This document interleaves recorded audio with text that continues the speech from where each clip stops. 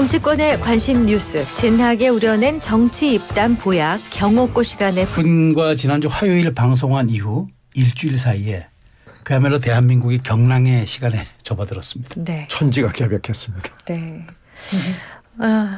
지난 12월 3일 밤 비상계엄 이후 시총 144조 원금의 정치 경제 전 국가적 혼란 어떻게들 보셨는지 여쭤보겠습니다. 정 의원님. 네. 지금 계엄 이후에 국회 결의에 의해서 계엄이 해제되고 그런데 그 이후의 상황에 대해서 아마 이 사태가 좀 안정적으로 이제 소위 정리되고 있다, 관리되고 있다라는 그런 네. 근데 그게 보이지 않는다라고 생각을 하는 것 같아요. 그러니까 여당도 야당도 시원한 해법을 제시하지 못하죠. 여당은 어찌됐든 책임 정당으로서의 해법을 제시해야 되고 야당의 경우는 그 소위 이재명 대표 체제가 주는 또 그 나름대로의 어떤 문제의식이 있어요. 그러니까는 그동안에 왜 정책으로서 제시했던 약간 파퓰리즘적인 요소. 그런데 이제 지금 그러면은 계엄 이전에도 이 선진국과 중국 사이에 끼어가지고 트럼프가 지금 그 한국에 대해서 굉장히 예의주시하는 상황이란 말이죠. 그래서 악재가 많다 보니까 지금 경제 상황에 그냥 직격탄을 받았는데요. 그렇기 때문에 이 계엄 정국이 좀 더 국민이 원하는 방향으로 안정화될 필요가 있어요. 네. 신 의원님은 어떻게 보십니까? 계엄이 만약에 성공했더라면이라는 가정을 한번 해보면은요. 네. 성공했더라도 얼마 못 갔을 겁니다. 그러면 아마 훨씬 더 극심한 혼란? 네. 금방 말씀하신 경제 통계보다도 훨씬 더 나쁜 통계 수치를 우리가 직면했을 거고요. 정치적으로는 엄청난 국가적 저항에 부닥쳐 가지고 아마 전 국토가 난장판이 됐을 가능성이 높아서 참 다행스럽게 그날 국회가 150명을 훌쩍 넘겨서 들어가서 일단 진정이 된 건 참 다행스럽고요. 이번에 이렇게 보면서 우리 시스템이 매우 허약하다라는 걸 다시 한번 확인했고요. 그리고 개개인들 우리가 이제 좀 이따가 그 개개인들 그 플레이어들을 하나씩 볼 텐데 그분들 정말 그 여야를 제가 통틀어서 얘기합니다. 인간성도 좋지 않고 실력도 없고 국가에 대한 의무감도 없고 아니 말로만 국민 그러지 정말 국민과 국가는 어디에 있는지 잘 모르겠고요. 우리나라를 다시 한번 평가해야 될 필요가 있다라고 느꼈습니다. 네, 좀 본격적으로 들어가 보겠습니다. 이제 계엄 사태와 관련한 수사의 칼끝이 이제 윤 대통령을 향하고 있습니다. 대통령이 입건, 고발 이어서 이제는 출국 금지까지 당했습니다. 사상 초유일입니다. 이렇게 되면은 정 의원님 대통령이 순방도 못 나가는 거 아닙니까? 외교권 박탈 얘기 나오는데요. 사상 초유라고 이제 말씀하셨는데 1987년 민주화 이래 계엄이라는 게 이런 식으로 선포될 거라고 생각했던 사람은 단 한 사람도 없습니다. 그런 차원에서 계엄도 어떻게 보면은 민주화 이래 지금 사상 초유의 일이고요. 그런데다가 이게 지금 그 일주일이 지나가면서 계속해서 이렇게 드라마 같이 지금 국면이 펼쳐지는데 처음에 뭐라 그랬냐면 그 국회 결의에 의해서 해제를 한 다음에 단순히 경고성이었다. 그리고 국회가 이렇게 해제를 결의할 것까지 다 알고 의회에 폭거를 일으키는 민주당에 경고하기 위함이었다라고 얘기했는데 그 이후에 지금 장성들도 지금 자기 고백을 하고 여러 가지 그 증거나 증언이 쏟아져 나오면서 사전에 기획되었다. 전방뿐만 아니라 후방의 군인도 동원하려 했다. 심지어는 국회에서 그 계엄 해제를 결의하지 못하도록 150명이 안 되게 하는 조처를 강제로 취하려고 했다. 또 그 중요 정치인들 심지어는 여당 대표까지 체포하려 했다. 물론 이걸 이제 확인하는 작업이 필요하긴 하지만 이런 상황이 되다 보니까 지금 이 계엄에 대해서 어느 누구도 옹호할 수 있는 상황이 전혀 아니고 결국은 그 대통령도 법에 따라서 법 앞에 평등해야 되는 그런 상황이기 때문에 사상 초유의 일이고 정말 깊은 상처를 또 한 번 받게 되고 또 엄청난 충격을 받게 됐지만 초유의 일이나 법대로 해야 된다라는 생각에 변함이 없고요. 단지 이제 안타까운 거는 물론 이제 그 여러 가지 언론을 통해서 이런 정치 문제를 얘기할 때 각자 자기 당의 이해에 맞춰서 얘기하는 사람들도 많았지만은 그 쓴소리를 하는 사람들도 꽤 있었습니다. 네. 그런데 그런 얘기에 조금이라도 귀를 기울이고 지금 그 민심을 제대로 이렇게 그 청취했다라면 이런 극단적인 선택을 할 수 있었을까라는 그 개탄스러움이 아마 상당히 오랫동안 그 가지 않을까 싶어요. 네. 네. 여기 대해서 그 신 의원님. 네. 출국 금지는 사실 저기 일반인들 왜 비행기 타고 이게 뭐 여권 내고 신분증 내고 이렇게 가는 거지 대통령 보통 그렇게 안 가지 않습니까? 대통령이 전용기 타고 그러니까 가니까. 네, 출국 금지는 좀 상징적인 거라고 좀 봐야겠죠. 물론 정치적인 건 하지만요. 그러나 출국 금지는 원래 출국 금지라고 본인한테 통보해 주지 않습니다. 몰래 하는 거고요. 네네. 근데 이건 어저께 갑자기 공수처장이 국회에 나와서 얘기를 해서 이게 이제 알려지게 됐는데 물론 공수처의 입장에서 어떤 그 언론 플레이를 하기 한 필요성 때문에 이제 이렇게 된 걸로 보이는데요. 출국 금지를 할 필요는 없지만 출국 금지는 또 해야 되는 수사 초기 단계에서는 반드시 필요한 거고요. 지금 현재 윤 대통령의 이 상태, 법적인 상태를 보면은 구속은 사실 좀 불가피해 보여요. 그리고 지금 현재 정치적으로 선택할 수 있는 건 탄핵이나 하야밖에는 이제 선택지가 남지 않았고요. 네. 그러니까 탄핵을 택하건 하야를 택하건 간에 구속은 불가피해 보이기 때문에 오늘 이제 김용현 전 장관 오늘 한밤중에 구속 여부가 판가름이 나겠지만요. 하여튼 김용현 장관 다음에는 바로 이제 대통령이니까요. 대통령의 구속도 사실은 그렇게 멀지 않은 장래에 곧 일어날 수밖에 없는 사안이다 이렇게 판단됩니다. 그 오전에는 좀 해프닝도 있었습니다. 사실 이제 서울공항에서 대통령 1호기가 이제 이륙한 예. 사실이 확인됐다 이런 속보가 있었는데 이게 아마 정기적으로 하는 이제 훈련 비행이었다는 거에서 이제 해프닝으로 끝났습니다만은 그만큼 지금 상황이 긴박하게 돌아가고 있는 한 방증이 아닌가 보는데 그 신 의원님께서는 이제 법조를 좀 출입하셨으니까 네. 김용현 전 장관이 이제 오늘 오전에 영장실질 심사 포기하겠다고 그래서 사실상 이제 구속이 될 것 같습니다. 그러면 이제 첫 신병 확보인데 그러면 수사의 칼끝은 대통령을 향하게 되는 겁니까? 아니 사안으로 봐서는 이제 당연히 구속이죠. 근데 이제 문제는 수사 권한의 문제가 지금 남아 있고요. 아, 권한의 문제. 행정처장이 어저께 이 얘기를 공식적으로 얘기를 했어요. 네. 그렇기 때문에 이 오늘 영장실질 심사를 맡는 이 판사가 네. 이 부분에 대해서 어떻게 판단을 하느냐가 사실은 영장 발부 여부도 중요하지만은 굉장히 관심거리입니다. 무슨 얘기냐면은 네네. 지금 직무 직권남용, 네. 직권남용은 검찰이 수사를 할 수 있지만 내란 부분은 수사 권한이 없거든요. 없죠. 검경수사권 이게 조정이 검경수사권 조정을 하면서 이때 그걸 지적을 받았어요. 네네. 네. 형법전에 맨 처음에 나오는 게 사실 국가적 법익을 침해했을 때인데 그게 첫 번째가 내란입니다. 네. 그럼 이 내란을 그러면 검찰이 수사를 못하게 되는 이 검경수사권 조정은 좀 이상하지 않냐라는 지적을 그때 받았거든요. 네, 네. 근데 아이 뭐 그런 일이 있겠냐 그래서 그냥 그때 적당히 넘어갔는데 그런 일이 일어난 거예요. 근데 이렇게 되면 어떻게 되냐면요. 만약에 오늘 뭐 구속이 되건 간에 기소는 할 거 아니에요. 네. 그럼 뭐 대통령 뭐 장관 등등 뭐 여러 사람들이 기소가 되는데 검찰이 만약에 청구한 영장과 이거에 의해서 이렇게 진행이 되면 막판에 1심 결론에서 네. 수사 권한이 없으므로 공소 기각한다. 이런 어처구니 없는 판결이 1심 판결이 나올 수가 있거든요. 그럼 어떻게 되는 겁니까? 그러면 이제 처음부터 다시 시작해야 되는 거죠. 아. 네, 관련해서 지금 검찰, 경찰, 공수처의 수사 브리핑 상황을 좀 짚고 가겠습니다.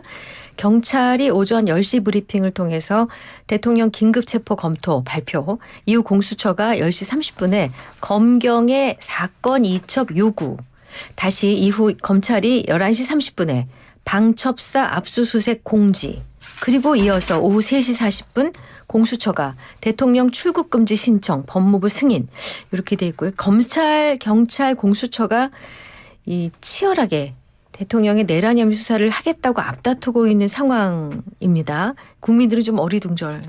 지금 이게 네. 지금 선정적인 상황이에요. 이게 지금 선정적이다. 네, 네. 선정 수사가 지금 벌어지고 있는 거예요.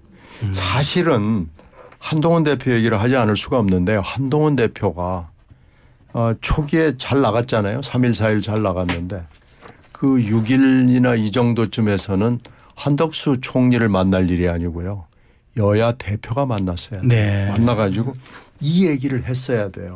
물론 지금 이제 윤 대통령의 그 지위를 어떻게 할 것이냐라는 문제도 그 첫 번째 의제이긴 합니다만은 두 번째가 이 난립해 있는 수사 주체를 어떻게 정리할 것이냐. 네. 그리고 이제 바로 특검을 띄울 수가 없기 때문에 지금 상설특검 다음에 일반 특검으로 가자는 스케줄이잖아요. 네네. 그러니까 이 수사 주체의 문제를 그럼 어떻게 할 것이냐를 정리를 하는 게 두 번째로 중요한 어젠다였어요. 그런데 한동훈 대표가 만날 사람은 안 만나고 엉뚱하게 한덕수 총리를 만나면서 네. 지금 두 한 씨가 다 망신입니다. 이건 두 한 씨에 어떻게 되면 그 잘못된 판단에 따라서 두 사람이 다 방향을 잘못 잡아가지고 지금 두 사람이 다 별로 인기가 없어진 겁니다. 그럼 정 의원님 왜 한동훈 대표가 여야 대표였다는 같은 정치 기능 복원보다는 한덕수 총리 만나서 이렇게 조기 수습방 같은 거 내놓았을까요? 네. 일단 정치 신인이라 네. 이런 위기 상황에서의 어떤 그 대처 전략이 부재했던 측면이 있을 것이고요. 그다음에 아마 본인은 이런 생각을 했던 것 같아요. 본인이 누구보다도 법을 잘 아는 사람이잖아요. 네. 네. 그럼에도 불구하고 탄핵과 관련해서 본인의 마음이 왔다 갔다 했다라는 거를 그 언행으로 우리가 이제 확인할 수 있지 네네네. 않습니까? 그런데 이제 이렇게 볼 수 있어요. 정치 공학적으로 보면은 200표가 필요한데 네. 그 200표에서 뭐 야당 입장은 분명하잖아요. 네네. 192표. 그럼 8표가 필요한데 그렇다 해서 친윤이 거기에 찬성을 할 이유는 없지 않습니까? 네네. 그러다 보니까는 자기 세력을 한 9명 정도 가지고 있는 한동훈 대표가 네. 한마디로 그 결정권을 쥐고 있는 네. 상황이 돼버렸어요. 네. 일종의 캐스팅 보트처럼. 그래가지고 이것 때문에 이제 그 자기가 오히려 더 많은 역할을 할 수 있다라고 생각을 했는데 그런데 막상 또 그 우파 주변의 사람들의 어떤 뭐 소위 언필칭 탄핵 트라우마라든지 네. 이런 것 때문에 처음에는 그 탄핵을 처음부터 몰아세우진 않고 조기 퇴진을 아마 그 나름대로 찾아가려고 했던 것 같아요. 그러다가 자기에 대한 체포 소식을 들으면서 이거는 직무를 정지하지 않으면 안 되겠다라고 네. 또 생각을 했다가 탄핵 표결을 하는 날 대통령이 사과를 하지 않습니까? 그런 이제 일련의 영향 때문에 자신이 그 캐스팅 보터로서의 그런 어떤 역할과 함께 자신의 정치적 입지를 생각했던 것 같아요. 그러다 보니까 담화를 발표하고 총리와 문제를 해결하겠다라고 하는 법에도 없는 얘기를 함으로써 네. 지금은 야당의 공격뿐만 아니라 그 당 내에 친윤을 중심으로 해서 지금 공격을 받는 형국이 됐거든요. 네네. 그리고 그 담화 내용을 보면은 야당 대표에 대한 메시지는 하나도 없어요. 한동훈 대표 네. 같은 경우. 그러니까는 어떻게 보면 이거는 패착이죠. 사실 요번에 비상계엄을 대통령이 선포하면서 가장 발빠르게 움직였던 사람이 한동훈 대표예요. 네네. 네. 법적으로 이거는 절대 있어서는 안 될 일이고 국민과 함께 몸으로 막겠다. 그래서 박수 받았거든요. 근데 그 다음에 이렇게 오락가락하는 행보가 사실 본인이 당대표 출마하면서 최혜병 문제 했다가 지금 침묵해 왔잖아요. 여러 가지하고 겹치면서 한동훈 대표 입지가 굉장히 약해진 거죠. 자, 그러면 한동훈 대표가 왜 이렇게 오락가락 합니까? 이렇게 왜 이 자신의 말 바꾸가 이렇게 심하게 된 겁니까? 그러니까 정치를 하려면은요.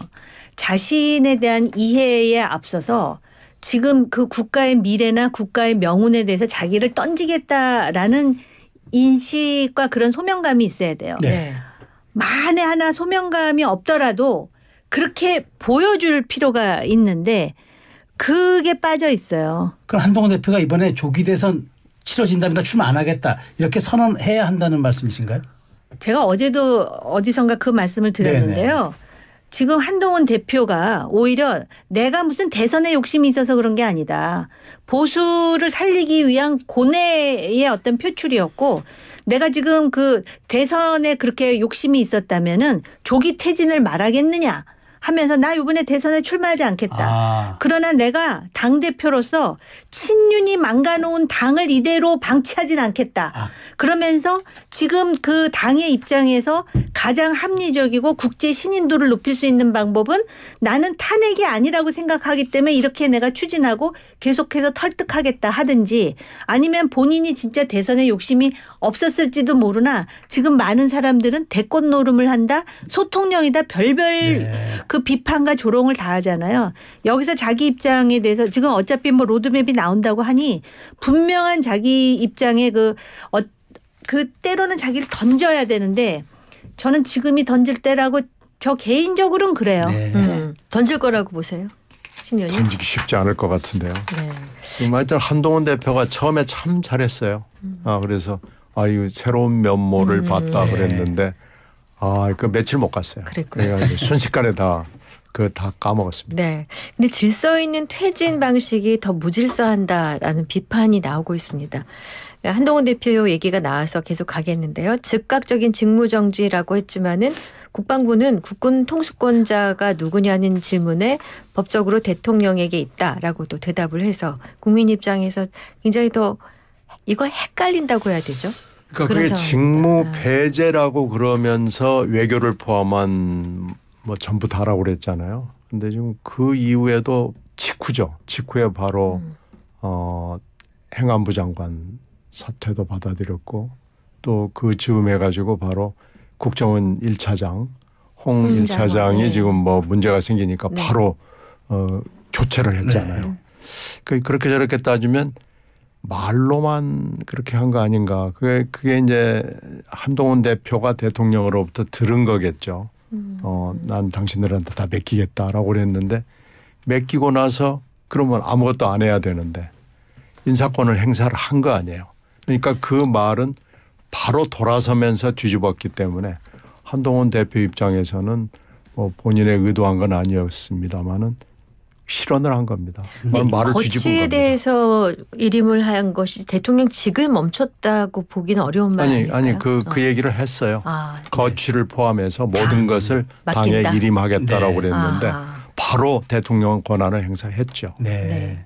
자, 근데 이런 가운데 이제 미국 그 대사도 중요합니다. 왜냐하면 이제 한미 동맹에 문제가 있는데 근데 이제 주한 미국 대사가 한 이른바 공동 국정 운영 체제에 대해서 이게 헌법에 부합하냐라는 이제 질문을 제기한 것으로 이제 보도를 봤습니다. 제가 야당에서도 이거는 법에서 규정한 데에서 벗어난 거니까 그러면 정 의원님은 이 지금 미국의 트럼프 취임을 앞두고 미국 대사의 이 문제 제기 어떻게 보십니까? 사실 우리나라 사람들의 그 어떤 집단 의식 속에 미국이 한국 정치에 굉장히 깊이 이렇게 개입되어 있다라고 생각하는 사람들이 많은데요. 미국이 제일 부담스러워하는 게 그 부분이에요. 지난 5.18 때도 그랬고요. 마치 또 미국이 동맹국으로서 무슨 시니어 파트너가 돼가지고 한국 정치에 이렇게 그 개입되어 있다라는 생각을 한국인들이 하는 거에 대해서 굉장한 알러지가 있어요. 그리고 실제로 내정에 간섭하지 않는 것이 미국의 외교의 가장 중요한 우선순위예요. 그럼에도 불구하고 동맹국이고 그러니까 질문을 하는 거예요. 그냥 이게 헌법에 부합하는 겁니까? 그러니까 그 사람들의 경우에는 야당이 이런 말을 해요. 아니 미국에서도 이 정도 되면은 오히려 자당에서 더 사임하라고 압력을 넣지 않느냐 그런데 미국의 시스템하고 우리하고 좀 다른 점은 뭔지 아세요? 미국은 대통령이 사임하면 그 즉시로 대선이 다시 치러지는 게 아니라 부통령이 승계를 하거든요. 그러니까 그 다른 거예요. 그런 상황에서 이제 어떻게 보면은 고육지책으로 한덕수 한동훈 국정 공동 뭐 운영 이렇게 했는데 일단 설득력도 없는 데다가 그러면은 한덕수 총리에 대한 또 이미지가 있잖아요. 썩 안 좋아요. 그러니까 계엄 선포할 때 당신 뭐 했어 그러면은 별로 할 말이 없는 데다가 그동안 총리가 해온 행보가 결국 대통령한테 쓴소리 한마디도 못한 예스맨 아니었느냐 이런 생각을 하고 아마 제가 모르겠는데 윤석열 대통령이 계엄 선포를 또 할 가능성은 극히 희박하지만 나름대로 이렇게 해서 시간을 벌면서 뭔가를 하려고 했다라는 의혹을 불러일으키는 그런 행동을 했잖아요. 인사권을 행사한다든지 심지어는 진실화훼위원장 같은 경우는 또 새로 임명까지 하지 않습니까? 그러다 보니까는 지금 이러한 그 공동 국정 운영 체제는 제가 볼 때 이건 하기 힘들 것 같아요. 그리고 이번 토요일에 과연 탄핵이 다시 발의됐을 때 국민의힘에 벌써부터 이 압박 때문에 지난주에는 뭐 마치 또 그 시니어 정치인들이 그렇게 압박을 했기 때문에 들어가지 않았지만 이번에 들어가서 찬성하겠다라고 벌써 선언하는 사람들이 있거든요. 이런 분위기 속에서는 질서 있는 퇴진의 한 방법 중에 탄핵도 포함이 안 될 수가 없는 상황으로 자꾸 지금 치닫고 있어요.